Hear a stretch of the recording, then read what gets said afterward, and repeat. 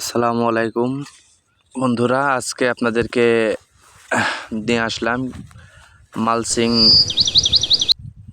কাটার একটা ভিডিও আপনাদের জন্য নিয়ে আসলাম। কিভাবে মালচিং কাটতে হয় কাটার দিয়ে আপনারা দেখেন। এখানে মালচিং কাটা হচ্ছে। এই জমিতে ক্যাপসিকাম লাগানো হবে। ক্যাপসিকাম একটি বিদেশি ফল, এটা আমরা বাংলাদেশে করছি। আমাদের এই এলাকাতে আমরাই প্রথম ক্যাপসিকাম চাষ করব। তো সেই অনুযায়ী আমাদের এখানে এই যে মালচিং কাটা চলছে, এখানে আপনারা দেখতে পাচ্ছেন যে একের পর এক ফুটা করা হচ্ছে। তো এখানে এই যে ফুটোগুলো করা হচ্ছে, এখানে গাছ লাগানো হবে। এখানে একটা গাছ থেকে আর একটা গাছের দূরত্ব 18 ইঞ্চি দেওয়া আছে। 18 ইঞ্চি পর পর এই ফুটাগুলো করা হচ্ছে। আর এই দিকে যে দেখতে পাচ্ছেন যে দুই দিকে কাটা চলছে, এটা 3 ফিটের মালচিং পেপার।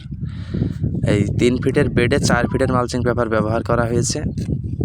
এখানে আপনাদেরকে আরও ভালোভাবে বুঝতে পারবেন এখানে যে কিভাবে গাছ লাগাতে হবে, কতটুক দূরত্ব, সম্পূর্ণটাই আমরা আজকে আপনাদেরকে দেখাবো।